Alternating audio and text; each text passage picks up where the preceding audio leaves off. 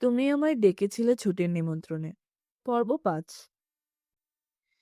কিছুদিন মন্ত্রিত্ব করলে বিস্মিত হবার ক্ষমতা নষ্ট হয়ে যায়। মন্ত্রীরা কোনো কিছুতেই বিস্মিত হন না। জামিল সাহেবের ক্ষেত্রে তা ঘটেনি। তিনি সুরুজ মিয়ার কর্মক্ষমতায় বিস্মিত হয়েছেন এবং বিস্ময় চাপা দেবার চেষ্টা করছেন না। সুরজ মিয়া যা করছেন তা হলো ময়মনসিংহ থেকে একটা ফ্রিজ নিয়ে এসেছেন। ফ্রিজের সঙ্গে মেকানিক। মেকানিক এখন খুটখাট করে 3 পয়েন্ট প্লাগ বসাচ্ছে। সুরজ মিয়া একটু দূরে দাঁড়িয়ে হাত কচলাচ্ছেন। জামিল সাহেব বললেন, এই ফ্রিজ আপনি নিজে কিনে এনেছেন? জি স্যার। কেন? ওই দিন শুনলাম বেগম সাহেবের ঠান্ডা পানি খাওয়ার অভ্যাস, ওনার কষ্ট হইতেছে। শোনার পর মনটা খারাপ হয়ে গেল। আমরা তো 2 দিন পরে চলে যাব, তখন ফ্রিজ কি করবেন? অসুবিধা কিছু নাই স্যার, রেখে দিব। আপনারা হইলেন মেহমান, আমি থাকতে মেহমানের কষ্ট, এটা তো স্যার অচিন্তনীয়। এরকম সেবা যত্ন সব মেহমানদেরই করেন? করার চেষ্টা করি স্যার, তবে কেউ তো এদিকে আসেন না, রাস্তাঘাট ভালো না। তবু যারা আসেন যত্ন করার চেষ্টা করি। আমার ক্ষমতাও স্যার সামান্য, নাদান মানুষ। আপনার ক্ষমতা মোটেই সামান্য নয়। আমি বিস্মিত হয়েছি। আপনি কি কিছু চান আমার কাছে? আপনার কোনো তদবির আছে? জি না স্যার, আমার কোনো তদবির নেই। সত্যি বলছেন তো? জি স্যার, সত্যি। ফ্রিজ লাগানো হয়েছে, হালকা শোষো শব্দ আসছে। পানির বোতল ভর্তি করে রাখা হয়েছে। জাহানারা স্বস্তি বোধ করছেন। অনেকদিন পর আরাম করে পানি খাওয়া যাবে। তবে ফ্রিজের রং তার পছন্দ হয়নি। কটকটে হলুদ রং, তাকালেই মাথা ধরে যায়। জাহানারা বাইরের লোকদের সঙ্গে কথাবার্তা বিশেষ বলেন না। সুরজ মিয়ার সঙ্গে বললেন, এত যন্ত্রণা করার কোনোই প্রয়োজন ছিল না। ঠান্ডা পানি আমাকে খেতেই হবে এমন কোনো কথা নেই। যাই হোক, আপনাকে ধন্যবাদ। সুরজ মিয়া বিনয়ে নিচু হয়ে বললেন, যা দরকার হবে আমাকে বলবেন বেগম সাহেব, কোনো সংকোচ করবেন না। শায়দ পাখি শিকারের কথা বলেছিল, শীতের পাখি। সম্ভব হবে? অবশ্যই সম্ভব হবে। এটা পাখি শিকারেরই জায়গা। গত বছর কমিশনার সাহেব আর তার স্ত্রী এসেছিলেন, পাখি শিকারের জন্যই এসেছিলেন। জাহানারা বললেন, ব্যবস্থা করতে হবে নবনীর বাবাকে না জানিয়ে। উনি শুনলে রাগ করবেন। অতিথি পাখি মারা আইনে নিষেধ। সব কথা স্যারকে জানানোর দরকার নেই, উনি কিছুই জানবেন না। আমি নৌকা বন্দুক সব ব্যবস্থাই করে রাখবো। ভোর রাত্রে যাওয়া লাগবে। দুই আম্মাও কি সাথে যাবেন? হ্যাঁ, ওরাও নিশ্চয়ই যেতে চাইবে। কোনো অসুবিধা নাই বেগম সাহেব, আমি ব্যবস্থা করে খবর দিব। আপনি হুট করে চলে যাবেন না, নাস্তা খেয়ে যাবেন। জি আচ্ছা। সুরজ মিয়া নিজের বুদ্ধি খাটিয়ে দু একটা কাজ করলেন। বিকেলের মধ্যে খুঁটি বসিয়ে ব্যাডমিন্টন খেলার ব্যবস্থা করলেন। ব্যাডমিন্টন খেলার সরঞ্জাম ঘরেই ছিল। গত বছর কমিশনার সাহেব ব্যাডমিন্টন খেলতে চেয়েছিলেন। সব জিনিসপত্র যখন জোগাড় হলো তখন তারা চলে গেলেন। সুরজ মিয়া যত্ন করে তুলে রেখেছিলেন। এখন কাজে লেগেছে। এ জগতে কিছুই নষ্ট হয় না, এক সময় না এক সময় কাজে লাগে। মিনিস্টার সাহেবের পিছনে তার শ্রমও বৃথা যাবে না, এক সময় কাজে লাগবে। বিকেল, রোদ পড়ে এসেছে। শাহেদ খুব আগ্রহ নিয়ে ব্যাডমিন্টন খেলছে। একদিকে শাহেদ, অন্যদিকে শ্রাবণী। নবনীকে খেলার ব্যাপারে রাজি করানো যায়নি। সে নাকি জীবনে ব্যাডমিন্টন খেলেনি। শাহেদ বলল, এটা এমন কোনো খেলা না যে শিখতে হবে। র্যাকেট হাতে নিলেই খেলা যায়। সাহস করে র্যাকেটটা হাতে নাও।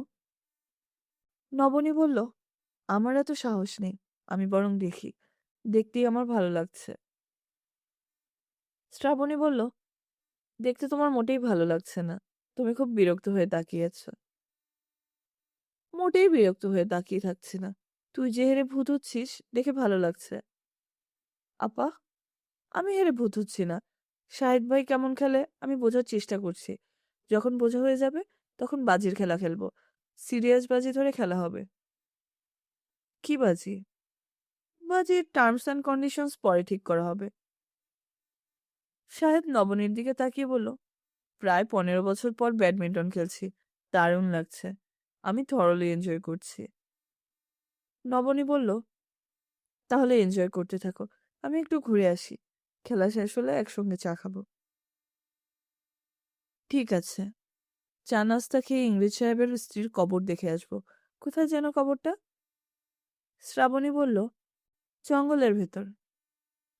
ডাকবাংলো থেকে একা বেরোতে বেরোতে নবনীর ইচ্ছা করছিল না। সে রান্নাঘরে ঢুকে মাকে ধরল, আদুরে গলায় বলল, মা, চলো তো আমার সঙ্গে ঘুরে আসবে। সারাক্ষণ রান্নাঘরে বসে থাকার জন্য তুমি নিশ্চয়ই বেড়াতে আসোনি। চলো আমার সঙ্গে। কোথায়? পৃথিবীর সবচেয়ে বড় বটগাছ তোমাকে দেখিয়ে আনবো। দিনের বেলা মনে করিস না কেন? এখন যাব কিভাবে? কাচ্চি বিরিয়ানি বসিয়েছে, এখন তো নড়াই যাবে না। নবনী একা একাই বের হলো। গেটের বাইরে সেন্ট্রি পুলিশ দুজন একসঙ্গে সেলুট দিল। নবনীর জানতে ইচ্ছে করলো, সেলুট দেওয়ার সময় এরা কি ভাবে? কিছু নিশ্চয়ই ভাবে। তাদের ভালো লাগে না নিশ্চয়ই। আচ্ছা, এরা কি শ্রাবণীকেও সেলুট দেয়? শ্রাবণীকে জিজ্ঞেস করতে হবে। আম্মা, কোথায় যান? নবনী থমকে দাঁড়ালো। সুরজ মিয়া ছুটতে ছুটতে আসছেন। সুরজ মিয়ার মুখ ভর্তি পান। নবনীর কাছে এসে রাস্তার উপর পানির পিক ফেললেন। টকটকে লাল পিক। নবনীর মনে হলো মানুষটা রক্তবমি করছে। কোথায় যান আম্মা? কোথাও না, হাঁটতে বের হয়েছি, দৃশ্য দেখছি। দেখার কিছু নাই, গন্ডগ্রাম জায়গা, কিছু গাছপালা।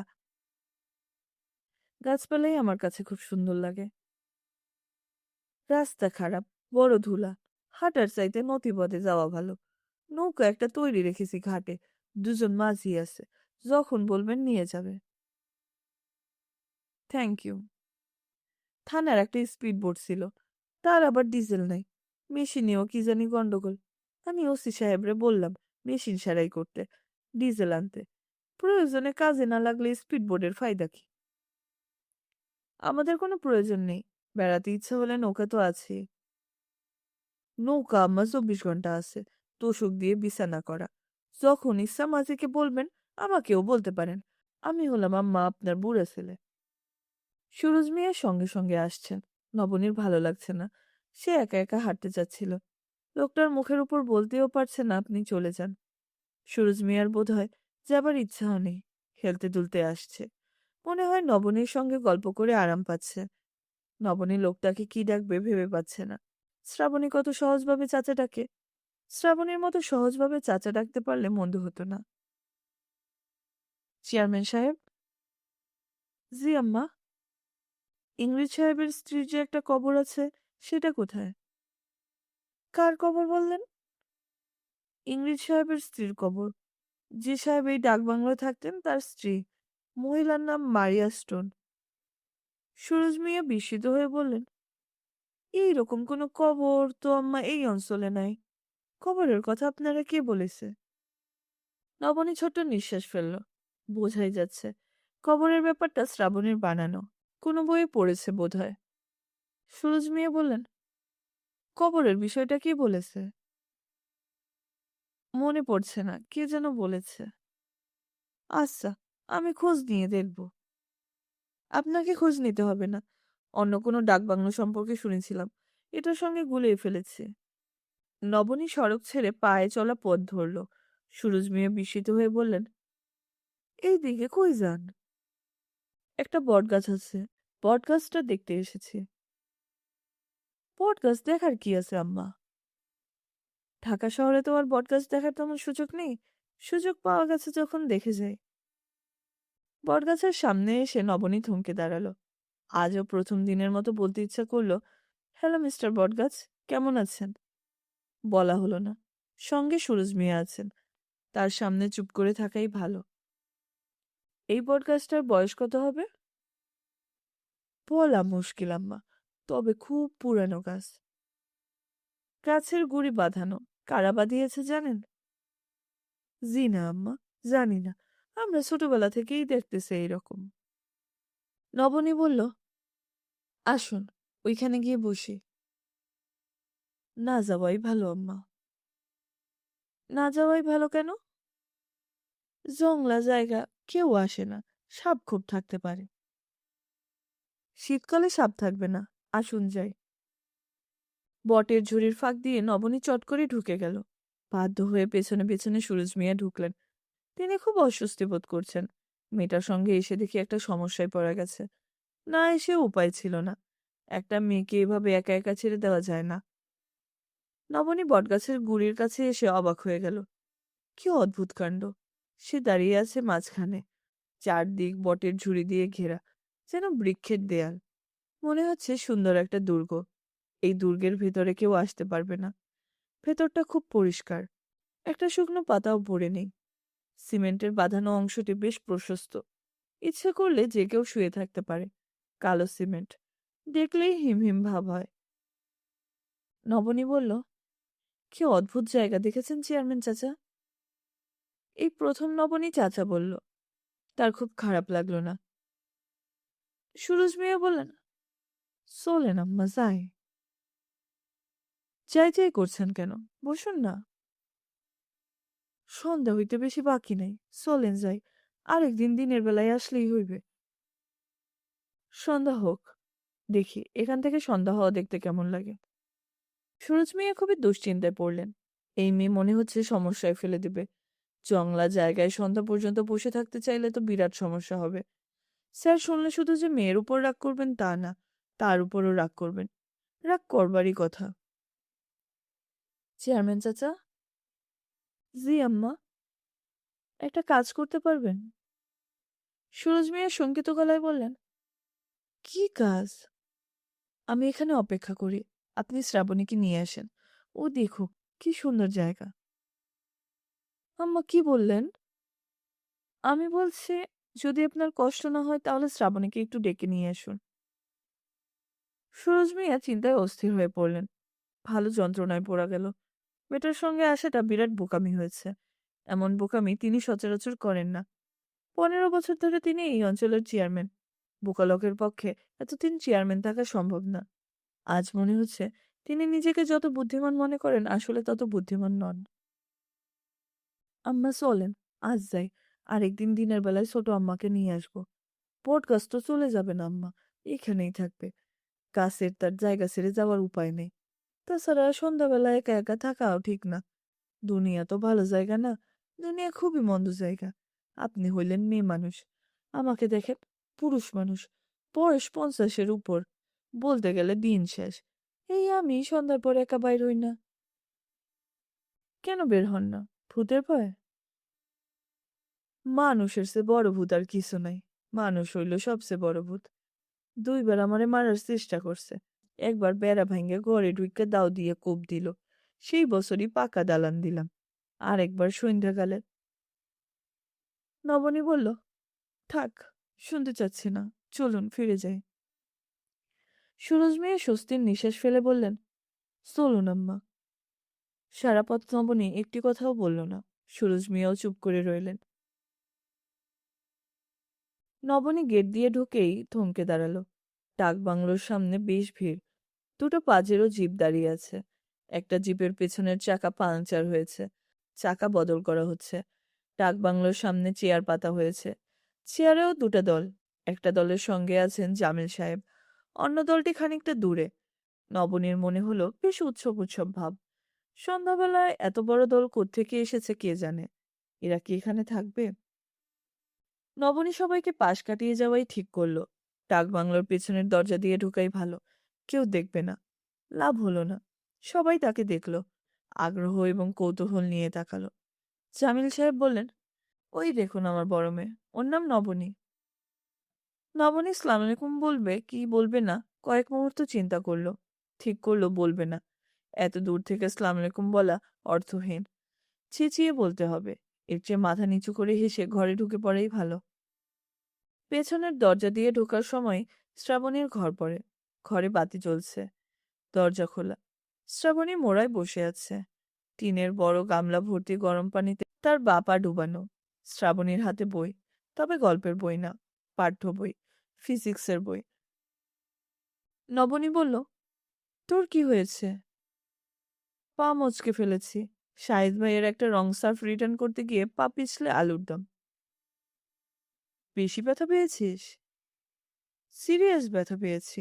বিকট চিৎকার। মার ধারণা পা ভেঙে ফেলেছি। সঙ্গে সঙ্গে তার বুক ধড়ফড় শুরু হলো। ইন্টারেস্টিং এক সিচুয়েশন। শাহেদ ভাই এমন মন খারাপ করলেন যেন তিনি নিজেই ব্যাডমিন্টন র্যাকেট দিয়ে বাড়ি মেরে আমার পা ভেঙেছেন। নবনী বলল, তোকে দেখে তো কিছু বোঝা মুশকিল। আসলে পা ভাঙেনি তো? না, ভাঙেনি। ফোলা কমে গেছে। ভাঙলে এত তাড়াতাড়ি ফোলা কমতো না। কয়েক মুহূর্ত চুপ করে থেকে নবনী বলল, আচ্ছা, ভালো কথা। ইংরেজ মহিলাটার কবরটা যেন কোথায়? শ্রাবণী হাই তুলতে তুলতে বলল, কাছেই। নিয়ে যাবি আমাকে? পা ফেলতে পারি না, নিয়ে যাব কিভাবে?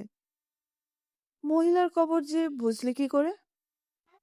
নাম লেখা আছে, মারিয়া স্টোন না কি যেন। আর শেষে কবিতা আছে। কি কবিতা?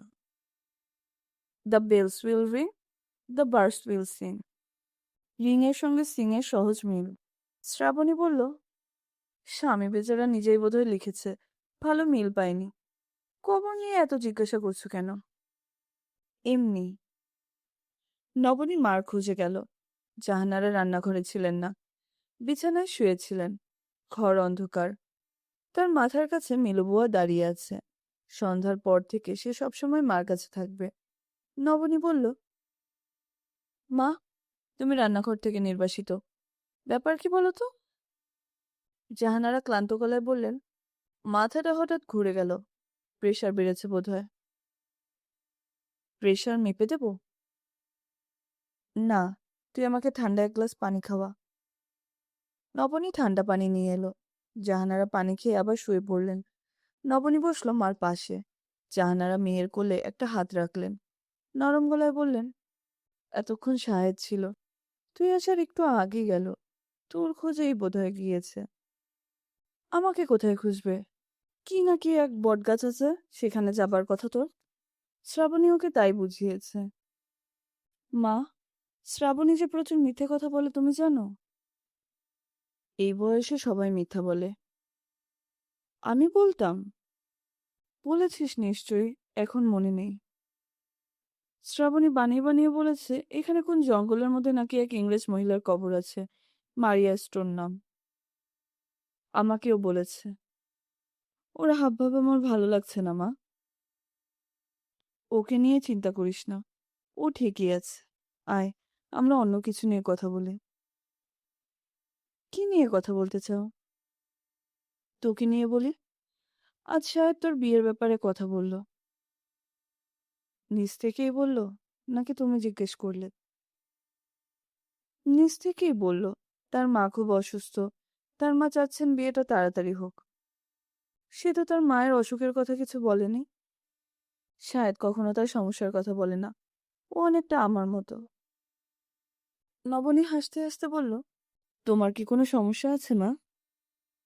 আছে। কি সমস্যা? শুনতে চাস? চাই।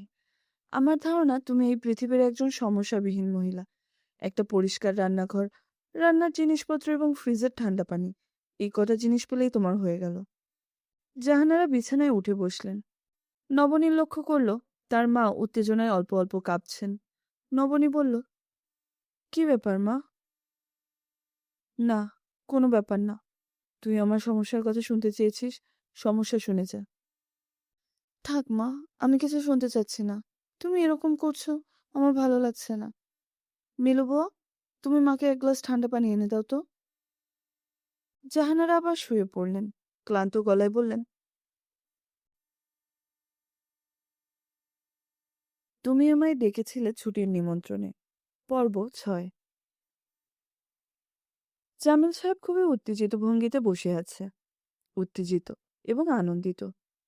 সুরজ মিয়া চেয়ারম্যান একজন হরবোলা খবর দিয়ে এনেছেন।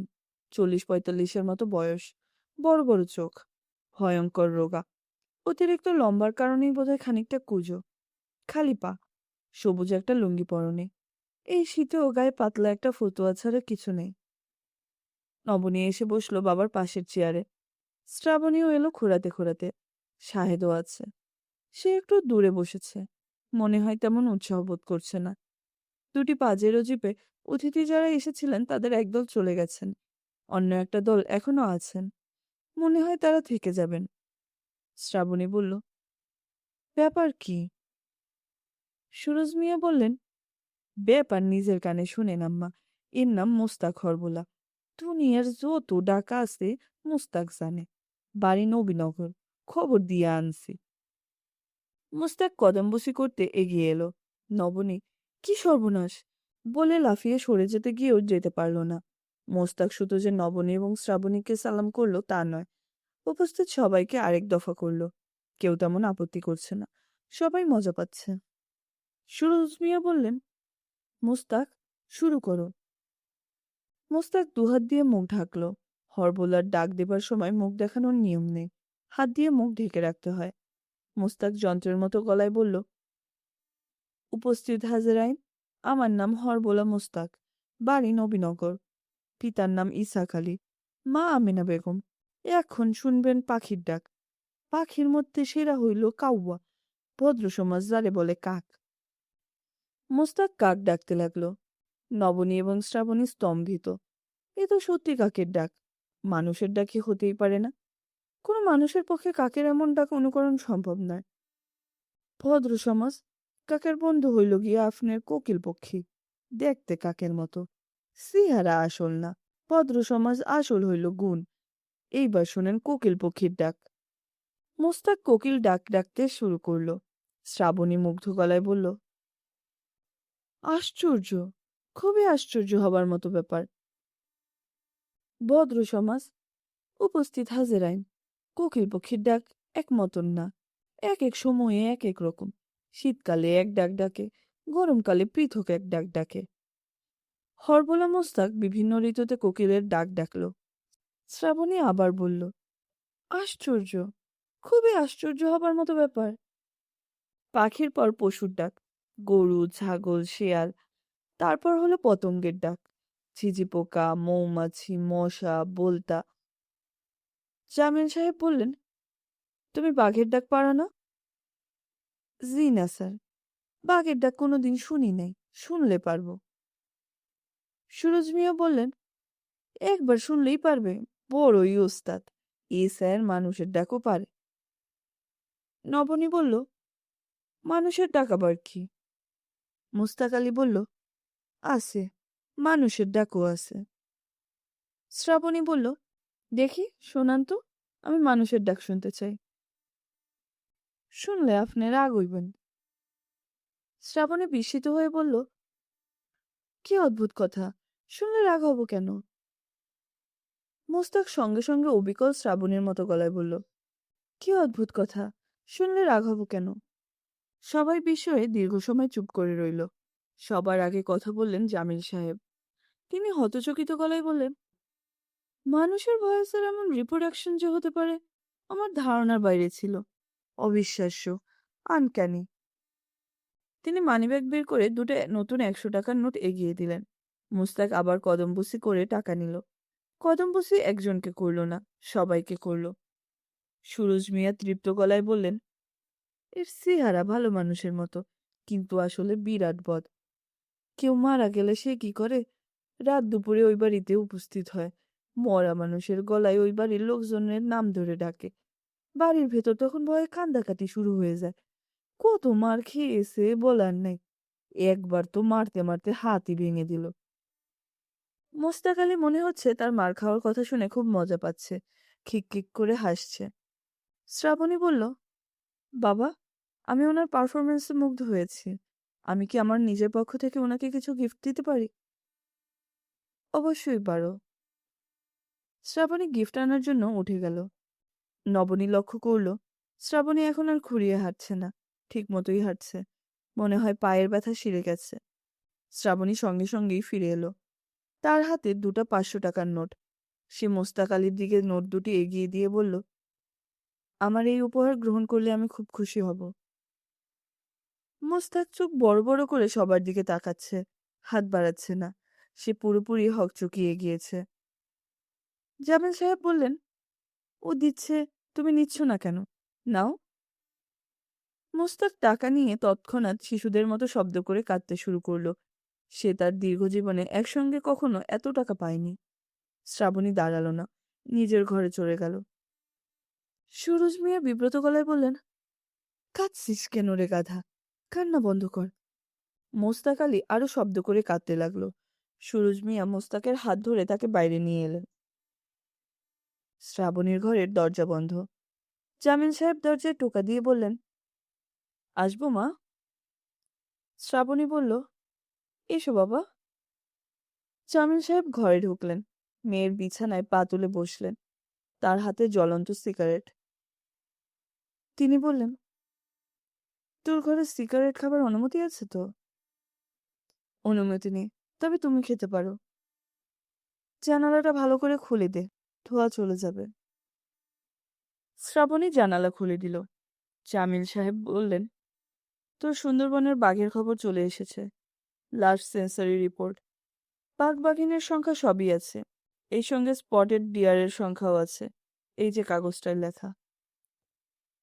থ্যাঙ্কস বাবা, মেনি থ্যাঙ্কস। জামিল সাহেব সিগারেটে একটা লম্বা টান দিয়ে বললেন, নবনীকে দেখছি না। নবনী কোথায়? শাহিদ ভাইয়ের সঙ্গে নদীর দিকে হাঁটতে গেছে। ও দেখি সারাদিন হাঁটাহাঁটির মধ্যেই আছে। তোর হাঁটতে ভালো লাগে না? না। তোর পায়ের অবস্থা কি? ব্যথা সেরেছে? হুম। জামিল সাহেব চুপচাপ সিগারেট টানতে লাগলেন। শ্রাবণী বলল, বাবা, আমার মনে হয় তুমি আমাকে কিছু বলতে এসেছো। এখন বুঝতে পারছো না বলা ঠিক হবে কিনা। দ্বিধার মধ্যে পড়েছ। বলে ফেলো। জামিল সাহেব বললেন, একটু আগে তুই যে কাণ্ডটা করেছিস তা আমার পছন্দ হয়নি। সেই কথাই বলতে এসেছি। কোন কাণ্ডের কথা বলছো? হরবুলাকে যে 1,000 টাকা দিয়েছি সেটা? হ্যাঁ। 1,000 কেন? ইচ্ছে হলে তুই 5,000 টাকা দিবি, সেটা কোনো কথা না। কিন্তু যেখানে আমি 200 টাকা দিয়েছি, সেখানে তুই আমাকে ডিঙিয়ে 1,000 টাকা দিলি। তুই আমাকে ছোট করলি। বাবা, আমি ওর কাণ্ড কারখানা দেখে মুগ্ধ হয়েছিলাম। আমি ভেবেছিলাম আমরা যেমন মুগ্ধ হয়েছি, তুমিও লোকটাকে ঠিক সেরকম মুগ্ধ করবে। কিন্তু তুমি তাকে মাত্র 200 টাকা দিলে। আমার মনটা খারাপ হয়ে গেল। এই দরিদ্র দেশে 200 টাকা মাত্র না মা। তোর কাছে মাত্র মনে হয়েছে। ওর কাছে এই ছিল অপ্রত্যাশিত। ও প্রচন্ড রকম খুশি হয়েছিল। হ্যাঁ, খুশি অবশ্য হয়েছিল। কিন্তু তুমি তার খুশি হবার ক্ষমতা অতিক্রম করতে পারোনি।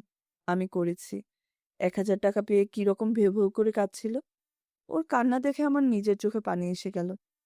যে কাজটা আমি করলাম, সে কাজটা তুমি কেন করতে পারলে না? তোমার তো টাকার অভাব নেই। টাকা থাকলেই সবসময় এমন দেয়া যায় না। পাবলিক ফিগারদের দিকে সবার চোখ থাকে। সবাই বলবে, জামিল সাহেব 2 হাতে টাকা ছড়ায়। কোথায় পায় এত টাকা? কে কি ভাববে না ভাববে তাই মেনে আমাদের চলতে হবে। তোমাকে না চললেও হবে, কিন্তু আমাকে চলতে হবে। শ্রাবণী নিচু গলায় বলল, বাবা, আমি তোমাকে হার্ট করে থাকলে আমি ক্ষমা চাচ্ছি। আমি কাউকেই হার্ট করতে চাই না। কিন্তু আমার ভাগ্য এত খারাপ যে সবাইকেই হার্ট করি। জামিল সাহেব উঠতে উঠতে বললেন, আচ্ছা, ঠিক আছে। এটা এমন কিছু না। Let us forget it. Shrabani কাঁদছে। বাবা কঠিন কিছু বললেই তার চোখে পানি আসে।